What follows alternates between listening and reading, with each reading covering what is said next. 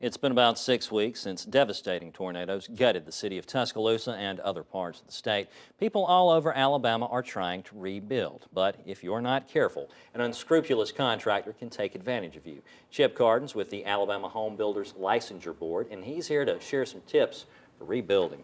Chip, thank you very much for being with us Thanks today. for having us here and help us get the word out. Absolutely, absolutely. Well, let's just go ahead and jump in on it. You guys are concerned that we may have some people here that are contractors that don't have your best intentions at heart. Tell us about it. It happens with every bad storm that we have. We were receiving calls the day after the storm from places as far away as Minnesota, Michigan, Wisconsin, wanting to know some of the licensing requirements, but there are also people that don't make those phone calls and they come in and take advantage of people when they're in need. You and I were talking before the show. You really encourage people to use contractors that are local. You're always better off to do business with a local contractor just because of sheer logistics. You can also check to see the card, but if you're using somebody out of state and you have a problem after the job is done, most of the time he's in his state counting your money and not coming back to work that punch list. And that is not a situation you want to be in. That is not a good situation. All right, and Chip, you mentioned the card here. Is this it, the certificate of license? From you want to be looking for this whenever you're hiring a contractor. If we can get a shot over there on camera one of that real quick. That way the folks at home know what they're looking for. Am I telling them the correct thing? This is what they want to see? That is correct. The card sometimes is confused with state business licenses. It looks like an official document, has the state of Alabama on the top of it.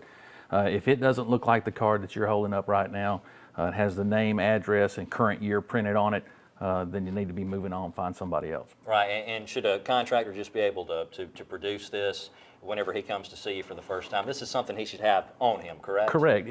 We've had a little advertising campaign that we're trying to push out some information to consumers, and it's basically asked to see the card, and it works. You know, when you have asked for references, get folks to prove that when they say they're licensed and insured, make them prove it. Say, let me see your card. All right, and this is the size of it too, correct? That's the size, and the card is required for any work that's over $10,000. All right, understood. And if a guy says, well, it's back at the office, in a frame or something, you don't want to fool with him. No, and if he really did legitimately leave it at the office, he can come back and get it.